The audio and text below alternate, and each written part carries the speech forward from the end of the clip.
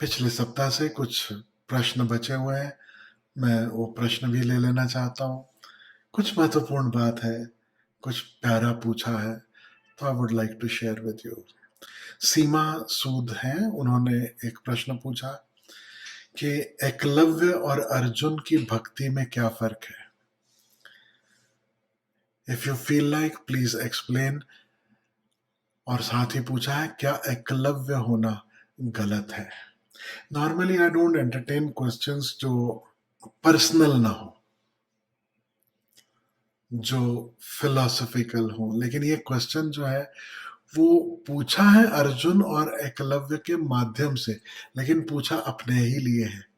सच पूछो तो ये जो विडंबना है, ये सीमा की अपनी विडंबना लग रही है। एकलव्य और अर्जुन का सहारा लेकर पूछ रही है। एकलव्य और अर्जुन की भक्ति में क्या फर्क है। मैं एक बात मजेदार आपसे कहूं, ना एकलव्य भक्त है ना अर्जुन ही भक्त है। दोनों भक्त हैं ही नहीं।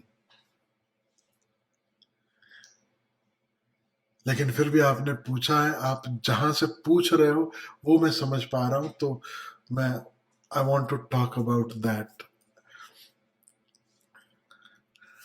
अर्जुन कभी भक्त नहीं था। अर्जुन केवल और केवल मित्र था। हाँ, ऐसा मित्र जो दूसरे मित्र से थोड़ा प्रभावित होता है। कोई भी मित्र, उसे लगता है कि हाँ मेरा दूसरा मित्र है, इंटेलिजेंट है, समझदार है, कुछ चीजों का उसे पता है। लेकिन कभी भी किसी भी मित्र को ऐसा नहीं लगता कि हाँ यही बेहतर जानता है, सब कुछ इसे ही पता है। संदेह भी बना रहता है, मैं भी कुछ हूं, मुझे भी पता, हाँ this guy is intelligent, so I can talk to him, I can share with him. तो और हमारी बड़ी प्यारी धारणा है, हमने परमात्मा को कहा है, तुम ही हो माता पिता, तुम ही हो बंधु सखा, तुम ही हो। तो कृष्ण के साथ जो अर्जुन का संबंध है वो सखा वाला संबंध है, मित्र वाला संबंध है। और ये बड़ा डेंजरस संबंध है, क्योंकि मित्र में ऐसा भुलावा हो सकता है कि तुम और मैं एक ही लेवल पर है, ज्यादा से ज्यादा हाँ थोड़ा मुझसे समझदार है एक पर्टिकुलर फील्ड में। ऐसे तो मैं ही सब कुछ हूं। याद रखना, मैत्री में बस इतना ही रिस्पेक्ट हो सकता है कि हाँ he knows things in certain fields, somewhere he is good, but I know finally what is right what is not. अन्यथा कृष्ण एक बार कहें कि ऐसा, तो अर्जुन तुरंत मान जाए। 18 अध्याय गीता के बोलने नहीं पड़ते, बस शुरुआत में कृष्ण कहते भैया उठ, ये फिजूल की बातें बंद कर, धनुष उठा, बाण उठा और चला, बात खत्म हो जाती। लेकिन Arjun had the liberty of being a friend, so he goes on asking questions, goes, उसके doubts हैं, वो मैत्री की भाषा है गीता। एक मित्र अपने मित्र से पूछ रहा है और साथ ही साथ धीरे धीरे अपने मित्र की गहराई को पहचानना शुरू किया है। पहचान नहीं लिया, जान नहीं लिया, धीरे धीरे धीरे धीरे उसे पता पड़ने लगता है कि अरे this friend has so much depth, such deep understanding. धीरे धीरे अर्जुन का औ बढ़ता चला जाता है, लेकिन अंत तक, आखिर तक संदेह मिटता नहीं है, पूरा समर्पण कहीं से आता नहीं है। कृष्ण उसके सारे संदेह दूर करते हैं और संदेह दूर होने पर वह उठता है कि ठीक। और फाइनली कृष्ण उसे एक भरोसा भी दिलाते हैं कि अगर ये पाप है जो मारेगा काटेगा, ये जो हिंसा होगी, अगर इसके कारण नरक जाना पड़ा तो मैं जाऊंगा, तू फिक्र मत कर, आई एम रिस्पॉन्सिबल। माम एकम शरणम ब्रज, तू बस एक मेरी शरण में आ, जो कुछ भी होगा good and bad what ever the result, वो मैं भोगूंगा, वो मेरी मर्जी, मेरी सरदर्दी, यू डोंट वरी। अब अर्जुन को सहारा मिल गया मित्र का कि चलो है संग में, कोई खड़ा है जो कह रहा है कि जो होगा देखा जाएगा, and then he starts his war. Arjun के पास कहीं कोई भक्ति का प्रमाण दिखाई नहीं देता कभी भी। भक्ति तो तब होती, संदेह है जो भी है, भाई ने बोला करने का तो कर देने का, खत्म हो गई बात। कृष्ण ने कहा कि युद्ध कर। कृष्ण साक्षात तुम्हें कहें आकर के कि ऐसा करो, तुम इंतजार करोगे? तुम सोचोगे? एक बार भरोसा हो जाए कि हाँ कृष्ण ही कह रहे हैं, परमात्मा ही कह रहा है, तो you will not have an iota of doubt. It will not even matter to you. If God is saying do this, you will do it. Right? If there is devotion, अगर भक्ति है, भक्ति का तो अर्थ ही यही है, परमात्मा के बताए हुए मार्ग पर चलना। और भक्ति क्या है? आजकल भक्त हैं बहुत, वो भक्त नहीं है, वो अंध भक्त है। हीरो वर्शिपर्स आर नॉट भक्त, दे आर नॉट डिवोटीज। आजकल तो नेताओं के भी भक्त हैं, कोई इसका भक्त है, कोई उसका भक्त, अब वो जो करे वो सही। भक्ति कैसी? खुली आंख की। खुली आंख से जब तुम में परमात्मा के दर्शन हो, उस परम नियम के दर्शन हो, और तुम उसके अनुसार चलना शुरू कर देते हो, उसके अनुसार बहना शुरू कर देते हो। तो अर्जुन भक्त नहीं थे, अर्जुन मित्र थे। सवाल किए, जवाब मिले, संतुष्ट हुए और धनुष बाण उठाया और किया। क्योंकि अर्जुन मोक्ष के मार्ग पर नहीं चले, याद रखना, अर्जुन को मुक्ति नहीं मिली, ज्यादा से ज्यादा स्वर्ग, बस।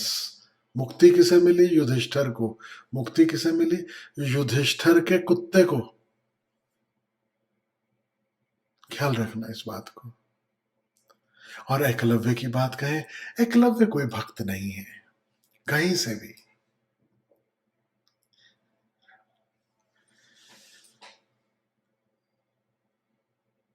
एकलव्य निष्ठावान व्यक्ति है। किसी भी निष्ठावान व्यक्ति की तरह, he wants to grow, he wants to do something and he wants to learn something।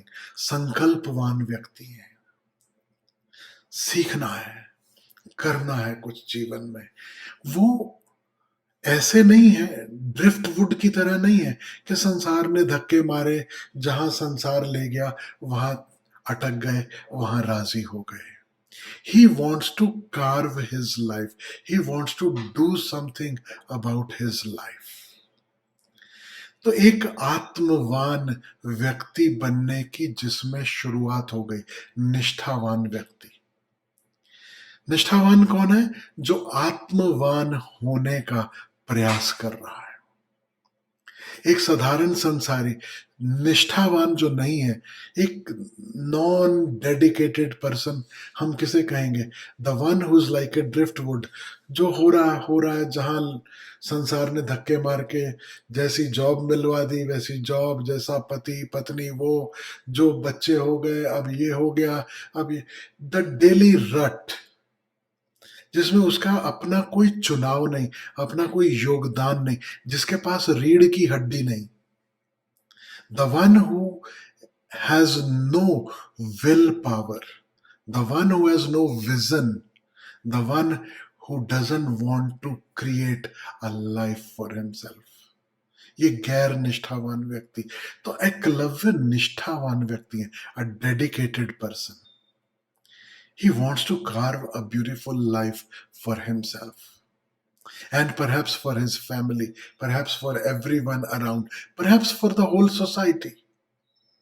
निष्ठावान व्यक्ति, अब उसे अपनी जीवन को कोई दिशा देनी, उसने अपने भीतर पहचानना शुरू किया कि ये जो ऊर्जा है मैं इसे कहीं लगाऊं। तो धनुर्विद्या में निपुण होना चाहते थे। निष्ठावान व्यक्ति कुछ ना कुछ अपने जीवन में बेहतर करना चाहेगा, सीखना चाहेगा। जो सीखने को राजी नहीं, वह संसार के धक्के खाते हुए यहां से वहां भटकता रहता। जो सीखने को तैयार है, जो शिष्य है, शिष्य होने को तैयार है, वो ही निष्ठावान व्यक्ति है, क्योंकि शिष्यत्व निष्ठा का हिस्सा है। If you are determined to do something, then learning is just a part of the process. Realizing I don't know, the next step is I need to learn. The moment you realize I'm ready to learn, you're ready to become a student. उसके पहले आप student बनने को तैयार नहीं होते हो, उसके पहले आप सीखने को तैयार नहीं होते हो। और जो परम विद्या, ब्रह्म विद्या सीखने निकला, वह शिष्य, वह डिसाइपल। और जो साधारण विद्या सीखने निकला, वह स्टूडेंट। यही फर्क है, ओशो भेद कर देते ना शिष्य में और स्टूडेंट में, डिसाइपल में और स्टूडेंट में जो भेद है। जो इधर उधर का कुछ सांसारिक, कोई आर्ट, कोई क्राफ्ट, कोई स्किल सीखने निकला, वह स्टूडेंट। और जो महा art, the rarest of art, जो ब्रह्म विद्या सीखने निकला, वह शिष्य। तो एकलव्य शिष्य होने को राजी है, शिष्य होने को तैयार है, और डिटरमाइंड है, और एक विल पावर है। He wants to do something in his life and he has found a direction. लेकिन गुरु नहीं मिले। गुरु नहीं मिले तो सीखने की चाह इतनी कि गुरु का पुतला बनाया और दीक्षा ली और प्रैक्टिस करना शुरू किया। He did not wait, he did not give excuses कि कोई सिखाने वाला नहीं, मैं सीखूं कहां से। वो इंतजार नहीं करते रहे सारी उम्र कि जब कोई आएगा, जब सही मौका होगा, जब सही वक्त होगा। ये निष्ठावान, प्रतिभावान व्यक्ति की निशानियां हैं। तो एकलव्य जो है, वो मेरी दृष्टि से अगर देखो तो बहुत बहुत बहुत सम्माननीय है। सीमा पूछ रही क्या एकलव्य होना गलत है? मैं कह रहा हूं नहीं, गौरव की बात है, ब्लेसिंग्स हैं कि कोई एकलव्य जैसा हो सके। तो अब उन्होंने क्या किया, किस समय में किया, वो थोड़ा क्वेश्चनेबल है, हम उसकी भी बात करेंगे, जरूर उस पर भी चर्चा करेंगे। तो वेट फॉर इट। एकलव्य पुतला बनाकर सीखना शुरू करते हैं धनुर्विद्या में और निपुण हो जाते हैं। और पुतला किसका बनाया? द्रोणाचार्य का, जो राजगुरु थे। तो द्रोण का पुतला बनाकर सब सीखा। द्रोणाचार्य को पता चला जब युद्ध होना है, या ये मेरे शिष्य से भी आगे कोई निकल जाएगा, जब एकलव्य की इतनी ख्याति फैलने लगी, तब कुछ ना कुछ करना पड़ेगा। Dronacharya is biased, so he asks कि अगर तुमने मेरी ही मूर्ति बनाई है और मुझे ही गुरु मानते हो, तो गुरु दक्षिणा दो। और गुरु दक्षिणा में क्या दो? उससे अंगूठा मांग लिया। एकलव्य ने 1 सेकंड की देर नहीं लगाई, अंगूठा काटा और उनके चरणों में रख दिया। अंगूठा काटने का अर्थ क्या? जो सीखा था, जितना सीखा था, वो सीख तो लिया, लेकिन अब वो किसी काम का नहीं। Now he can not hit a target with an arrow. अंगूठा गवाया, लेकिन जानते हो क्या पाया? क्या कमाया? आत्मा कमाई। वो सिर्फ निष्ठावान नहीं रहे, आत्मवान हो गए। कितनी बड़ी बात है कोई पहचान सके कि एक कला, एक गुण, यह पूरा जीवन नहीं है, जीवन उससे कहीं विराट है। The one who is not ready to remain identified with just a great warrior.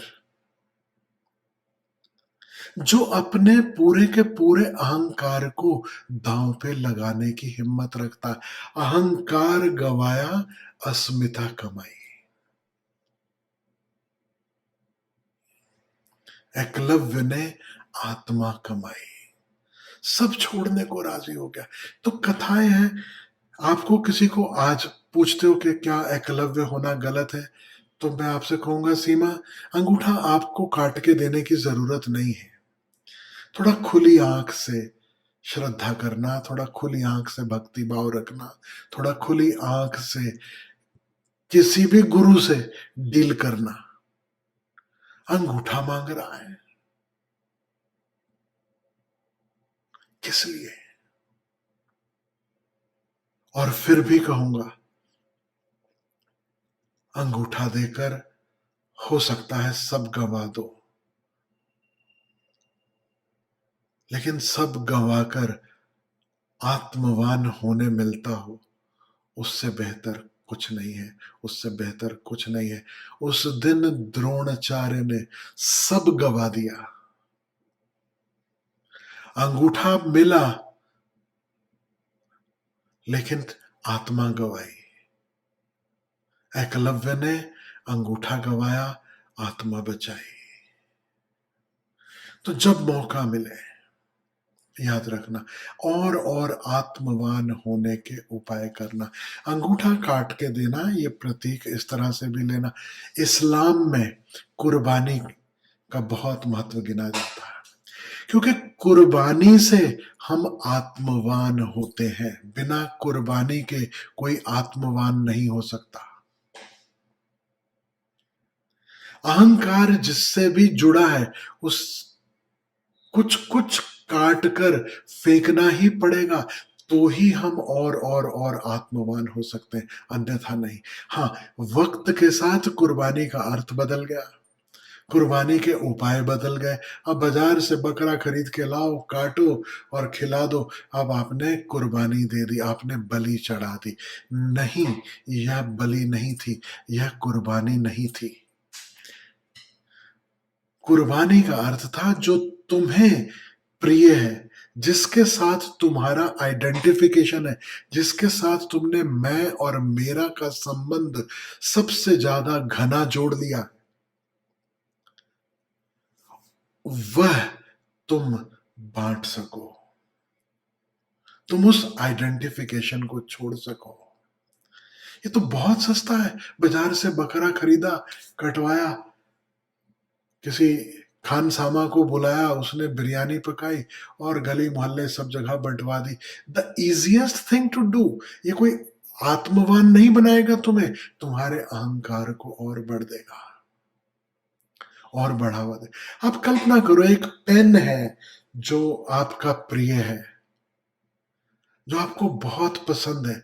अब आपने उसमें कुछ इन्वेस्ट कर रखा है। When I say I like this pen very much, और मैं उसको हमेशा अपने पास लगा के रखता हूं, I have invested myself into it. And if I can give that away,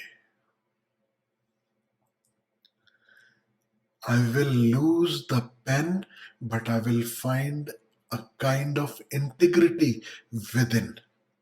ये इंटीग्रिटी जिसने महसूस किया ना, वही समझ पाएगा जो मैं कह रहा हूं। कि कभी कुछ दिया हो जो आपको बहुत प्रिय है, और वो देने में आपको यह भी लगा कि आपका ही जैसे एक अंश आपसे दूर हो गया, लेकिन आप और परिपूर्ण अपने भीतर महसूस करने लगे। कबीर कहते हैं, कबीरा आप ठगाइए और न ठगिए कोई, और ठगे दुख उपजे, आप ठगाए सुख होए। The most amazing statement. हर कोई आश्चर्यचकित होगा कि ये क्या सिखा रहे, ठगे जाना सिखा रहे। तुमसे किसी ने कुछ ले लिया, वो वही ले जाएगा जिसे तुमने मैं और मेरा समझा, और जो तुम्हारा कभी था ही नहीं। तुम उसे खोजने की फिक्र करो जो तुम्हारा वास्तविक होना है, जो तुम्हारा वास्तविक स्वरूप है। कबीरा आप ठगाइए और न ठगिए कोई। द्रोणाचार्य ने एकलव्य को ठगा, और एकलव्य, कबीरा आप ठगाए, वो ठगाए गए। आप ठगाए सुख हुए। एकलव्य, मुझसे पूछो तो आत्मा को कमा लिए। अपने भीतर कितना सुकून का एहसास हुआ होगा। ज़ेन परंपरा में एक कथा है, मैं आपसे कहना चाहता हूं। बड़ी प्यारी कथा है, उसके बाद बात ये वाली पूरी करेंगे। और मैंने कई बार वो कथा सुनी और मुझे लगता था कुछ तो लोच पेच है इस कहानी में, मतलब कुछ। बहुत पहले मैंने ये कहानी सुनी, ओशो से सुनी है। ओशो कहते हैं कि एक बहुत ही खोजी किस्म का व्यक्ति था और धनुर्विद्या सीखना चाहता था। क्योंकि एकलव्य की बात आई है तो मुझे ये कहानी भी याद आ गई। तो धनुर्विद्या सीखना चाहता था, तो वो एक गुरु के पास गया, दूसरे के पास गया, तीसरे के पास गया, और धीरे धीरे और निपुण होता चला गया। उसने जैसे महारत हासिल कर ली, और उसने घोषणा कर दी कि मेरे जैसा धनुर्विद्या को जानने वाला अब इस पृथ्वी पर कोई भी नहीं। और किसी फकीर ने वह घोषणा सुनी, उसने कहा कि देखो, कुछ भूल हो रही है। तुम्हारी विद्या से बहुत ऊंची विद्या जानने वाले एक और धनुर्धारी को मैं जानता हूं। जाओ, उससे मिलो और अभी उससे सीखो। तो ये जो धनुर्विद्या में निपुण था, योद्धा था, तो इसने पता किया कि वो कहाँ है। तो वो भी किसी पहाड़ पे रहने वाले फकीर, तो वहां पे पहुंचा तो बोला, मैंने सुना है कि आप धनुर्विद्या में बड़े निपुण हैं, तो मैं धनुर्विद्या सीखने आया हूं। तो उन्होंने कहा, तो एक काम कर, ये तेरा धनुष और बाण जो है, ये उठाकर किनारे रख दे, ये फेंक के आ, ये रख के तू नहीं सीख सकता जो विद्या मेरे पास है। उसको बड़ा आश्चर्य हुआ कि मैं धनुर्विद्या सीखने आया हूं और ये कह रहे हैं धनुष और बाण ही अलग कर दो, वो रख दो कहीं। तो वो नाराज होकर रूठ कर लौटने लगा। तो जिसने उसे भेजा था वह भी पीछे पीछे आया था। उसने रास्ते में ही पकड़ लिया। उसने बोला, रुको जरा देखो। वो जाता है, उन्हीं महाराज से प्रार्थना करता है, नादान है बच्चा, कोई बात नहीं। तो चाय वाय परोसी गई, साथ में चाय। तो बोले, आपकी विद्या की एक छोटी सी झलक तो मिले। तो कहते हैं कि दूर पक्षी उड़ान भर रहा था। तो वो जो गुरु थे उन्होंने कहा, जो सीखने आया था उसे, कि क्या तू इस उड़ते हुए पक्षी को भेज सकता, उसकी आंख को भेज सकता है। तो बोला, ये कौन सी बड़ी बात है। उसने अपना बाण उठाया और चलाया, दूर उड़ता हुआ पक्षी वो नीचे गिरा। किसी और को भेजा गया, शिष्य को, देखा कि हाँ बराबर आंख में लगा। तो बोले, नॉट इनफ।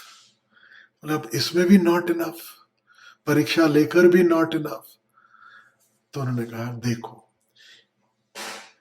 एक और झुंड निकला पक्षियों का, और जैसे एक झुंड निकला पक्षियों का, गुरु ने कहा कि बताओ इनमें से कौन सा पक्षी।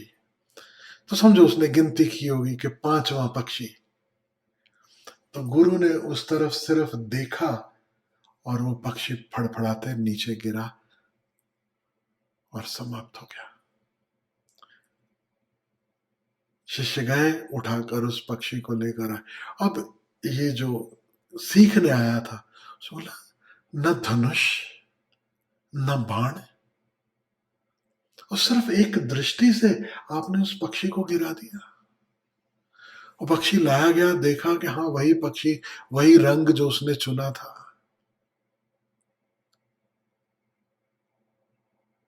गुरु ने कहा, इतना ही नहीं। उन्होंने प्यार से उस पक्षी को सहलाया। वो पक्षी ने फिर से पंख फड़फड़ाए और उड़ गया। मेरे पास यही विद्या है। ये सीखनी हो तो धनुष बाण छोड़कर आना। आपके आंख उठाने से पक्षी गिरेगा कि नहीं, मैं कोई गारंटी नहीं देता हूं। पक्षी को सहलाने से मुर्दा पक्षी जीवित हो जाएगा या नहीं, मैं कोई गारंटी नहीं देता हूं। लेकिन मैं इतना कहता हूं, जितने सुकून में वो गुरु धनुष बाण छोड़कर अपने आसन पर विराजमान था, जिसने परम विद्या को जाना, उस विद्या की ओर अगर तुम्हें बढ़ना हो तो अपने धनुष बाण को छोड़ना होगा। धनुष बाण का अर्थ है आखिरी आखिरी identification. This is who I am. तुम्हें अहंकार से अस्मिता में प्रवेश करना होगा। मैं कुछ हूं छोड़कर बस होना भर है। उस अवस्था में आना होगा जहां कुछ भी और नहीं चाहिए, कोई दौड़ नहीं, कुछ खोज नहीं। फिर प्रसाद है। उसके बाद, आत्मवान होने के बाद ही आत्मदर्शन संभव है, उसके पहले नहीं।